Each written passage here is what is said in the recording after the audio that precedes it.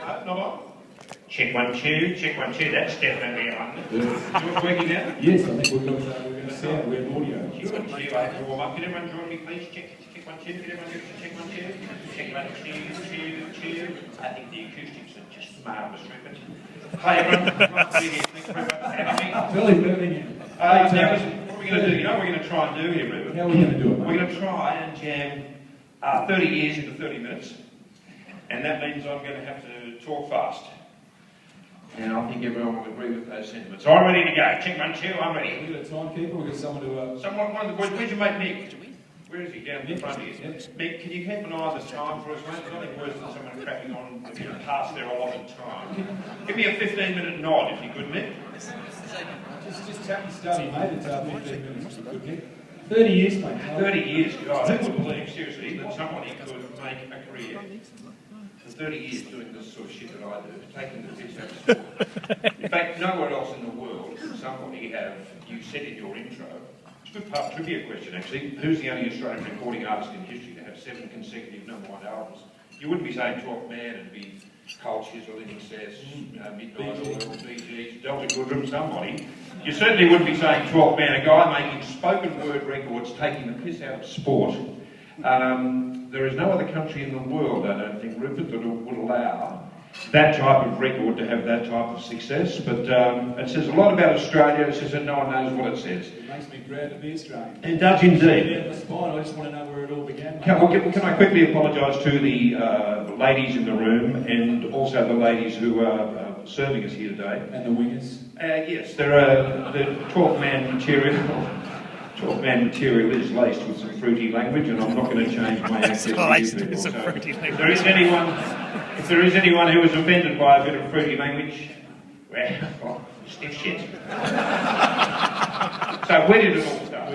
But listen, you picture me in 1970, and I've just done my HSC, and I played cricket all the way through the 60s, right through to 1970, and we used to get our little booklets when the England team were touring. They'd have all the stats, all the names of the players, what county they represented, their age, their hobbies, and all that sort of thing. And we were following the cricket. But when 1970 came along and I left school, cricket was on the crest of a slump, is the way I like to put it. Really, there was the game had lost a lot of its vibe, and the TV coverage was the odd sort of black and white, one camera coverage. I think they had the camera locked at one end, so 1 minute the bowler's going away from you, next minute he's coming at you. And the game really was on the crest of a slump, and no one was going to it, no one was watching it. Certainly me and my mates weren't talking about it. And then in 77, 78, Kerry Packer, as we now all know, it was represented quite nicely, I thought, in that mini-series. But Packer has got together with Richie Benno, Strock Cornell, Hope's old partner, and a few other people, and basically decided the game needed to be picked up by the scruff of the throat, or the thruff of the scrot, if you like. I thought I'd throw that in for you, Buck.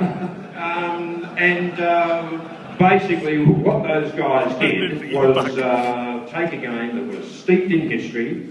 It was as gladiatorial as it had always been, which is someone hurling a rock down at someone at 100 miles an hour, and all he has to protect himself is 4 1/4 inches of willow. So there was no reason for the game to be in a slump. It just needed to be marketed and given a bit of Hollywood, and that's where Kerry Packer dragged me and hundreds of thousands of other people, not just in Australia but around the world, back to the game of cricket. So there I was in 1978 with my mates, watching this new version of the game of cricket, and it wasn't just the one-day game with the lights and cameras and coloured uniforms and whatever.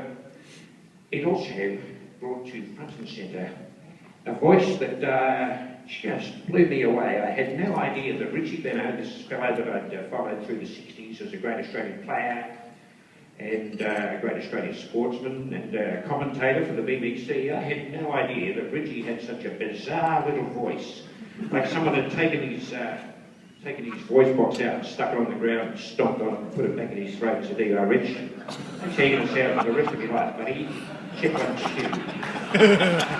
And so there we were, sitting around, watching this new form of cricket and really loving the game, but we'd also, me and my mates, sitting there, we'd have a Birmingham, we're just getting super effort, that marvellous 2 for 22. And everyone was saying, did anyone know that Richie sounded like this? No one did. And then, of course, alongside him, we had Hard and Fast, the late great Tony Gregg. You know, what a great voice to take the piss out of. All I had to do was have lots of Hard and Fast and Glenn McGraw and all those broad vowel words in there, and everyone thought I sounded just like him. And then, of course, I the great Bill Laurie. Oh, got it, yes, oh, that's just when the guy was blocking the ball. When the wicket fell, Bill popped an A-ring. Oh, God, got him. So I had this triumvirate of commentators, Bill and Tony and Richie, you know, supported by the excitable Chapel. And yes, I think Big Maxie Walker was there too, back in the early days before Kelly Packer decided he didn't like the bastard, gave him the flip. So we were just sitting around loving this new presentation of the game, really getting into the game of cricket and taking the piss out of these commentators. And I decided in 1984, so I'm in my 30th year, if you can believe that, I decided in 1984 that I would do a single taking the piss out of Richie during the luncheon adjournment. I'm sure there's enough people here in the room who are old enough, as old as me, to remember that they come back from the luncheon adjournment, usually with about 5 or 6 minutes. So Richie would say, welcome back to the MCG, umpires and players not quite ready to come back out to the centre. And he would travel on for about 5 minutes. He might have one about the bloody classic commentary competition, the classic catches competition or whatever. So I just went out to my backyard and I knew the cricket so well I could literally just close my eyes and I could see Richie in there. Do you remember he used to ride side saddle? He didn't face the camera, he used to ride side saddle. Always rather have feet, I thought, you know, Richie with the... And so I just wrote this piece and I put it onto a dictaphone. And a couple of mates came down at the end of the day and they said, what have you been up to? And I played it to them and they laughed in all the right places and said, are you going to do something with it? And I said, well, I was thinking of maybe putting it out as a single, and I took it down to the record company I was doing some work for, EMI. The room filled with people as we started to play this thing. I said, well, Richie Benno doing something fuck. And, it's about right, Tim. It's about right.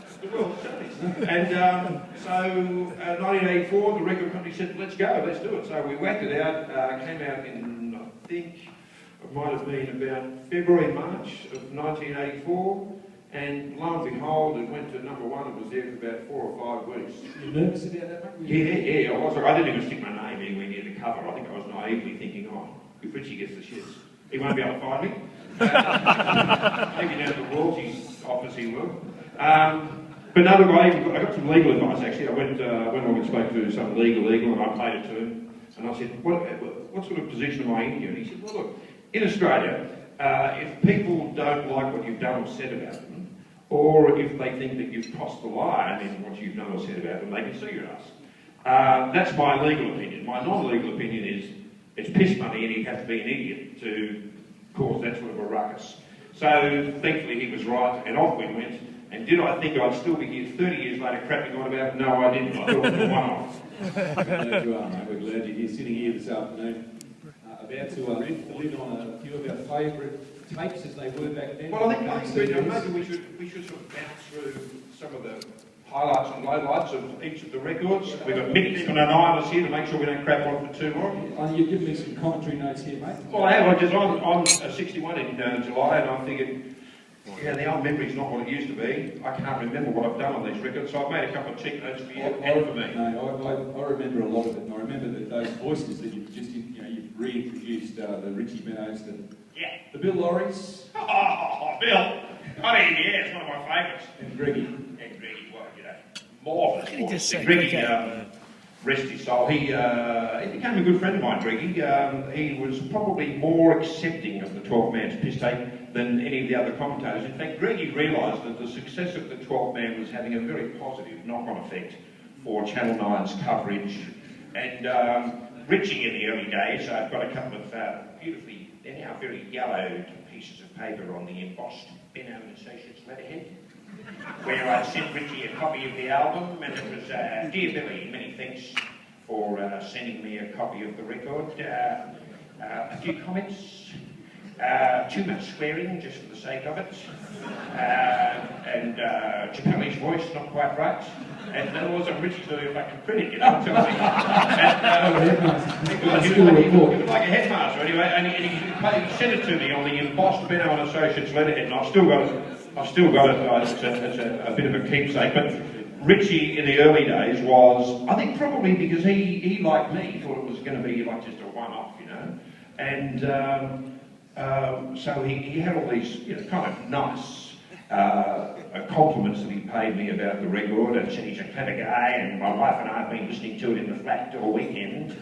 Have you an idea about the what? Yeah, exactly. We'll get there later. But anyway, he just said, look, I'm heading off to England to make a Corgo series over there, and I've got some friends over there who'll be rolling around the floor laughing at this. So I thought, geez, that's good, you know, because here I was thinking he might have been suing my ass from here to Wolf. So that was nice. But as you'll find in this unfolding story, Richie's enthusiasm started to dwindle as the years went by.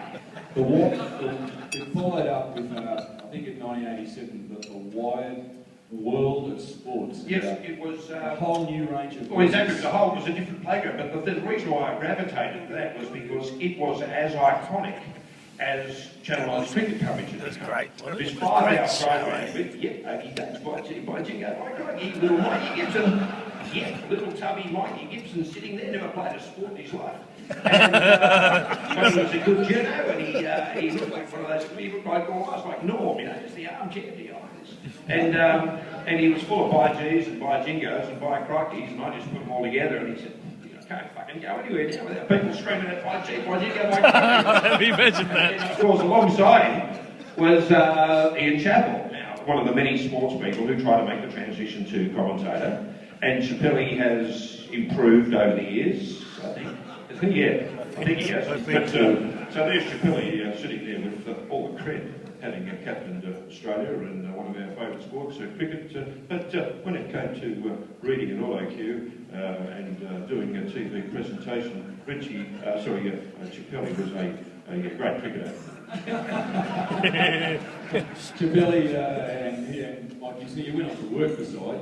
Yes, that was funny. That was funny, yeah. Like I ended up doing the back page for 16 years with Gibbo, and it was he who recommended me for the job, actually, Rupert, which was funny. He just ran into me at a function one day, and they were looking for someone new to go on that panel, and he recommended me to the producer, and it was funny sitting there next to this guy from whom I'd extracted so much piss over the years. But he's a lovely guy, Mike, and it was great fun working next to him. Who else did I do it? Do anyone else? Rugby league, you cracked the extra... State of Origin, of course, was a big Darryl Easton. Oh, well, yeah, what about Big Jack Gibson? I mean, I said to Big Jack, mate, if you weren't a footy coach, you could have been a ventriloquist. How do you speak a long sentence like that without moving your lips? But Big Jack was a master of the understatement, and again, this penchant, or penchant, as Ray Warren would say, the penchant... They do it, eh?